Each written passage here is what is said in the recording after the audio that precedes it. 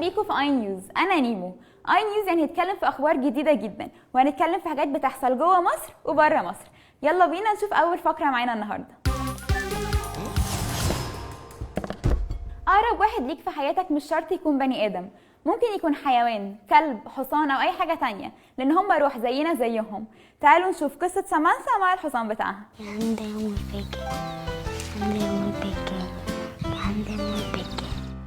Bianquita es mi yegua favorita porque es blanca como la nieve y a mí me gusta el color blanco.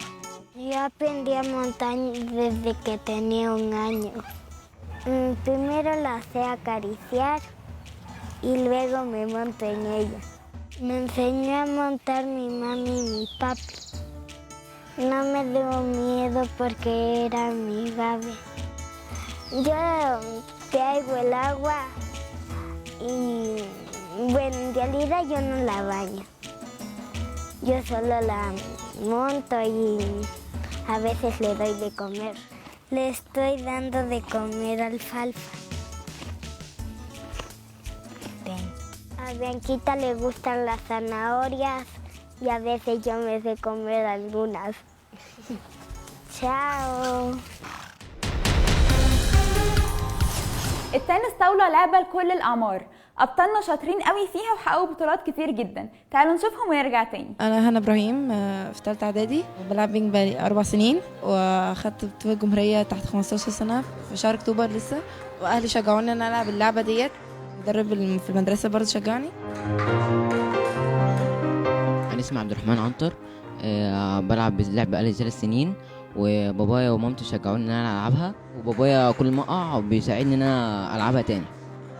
اللعبه مش مؤثره على المذاكره قوي، ان انا اقدر انظم وقت ما بين المذاكره واللعب، بحيث ان انا اول ما ارجع من المدرسه اذاكر شويه بعديها اروح التمرين. ساعات بتكون في عطلات يعني، بس انا بقدر انظمها.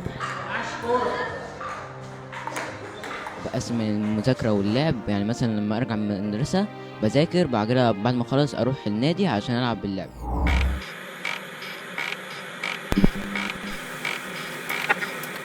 كلنا بنحب الهدايا، ولما بنيجي نجيب هديه لحد بنحبه بنتلخبط قوي.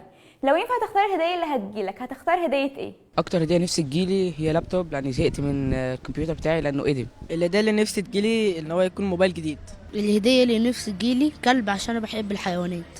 الهديه نفسي تجيلي ايفون 7. الحاجه اللي نفسي تجيلي هديه هي هوفر بورد، لان انا شفت ناس كتيره راكباها وكنت متحمس جدا ان انا اجيبها. الهديه اللي نفسي فيها تليفون. الهديه اللي انا كان نفسي تجيلي هي كلب.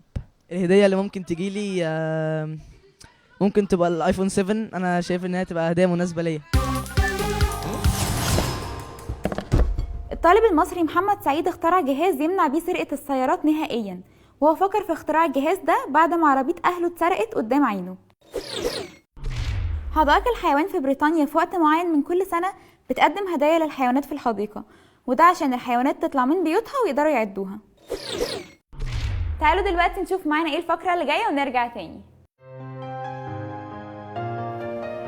أنا اسمي يحيى ربيع وعندي 10 سنين وبحب الفوتوغرافيا، وفي أكتر حاجتين بحبهم هما الفوتوغرافيا الستريت واللاندسكيب، ونفسي أسافر برا عشان أتعرف أكتر على العالم وكمان أصور أكتر.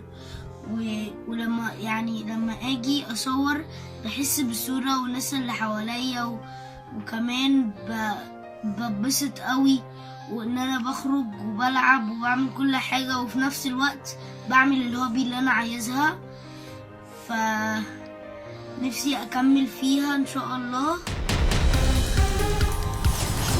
خلصت حلقتنا النهارده من اي نيوز، يا رب تكونوا عجبتكم واستفدتوا منها. هنستناكم تتابعونا على الفيسبوك وتقولوا لنا رايكم. باي.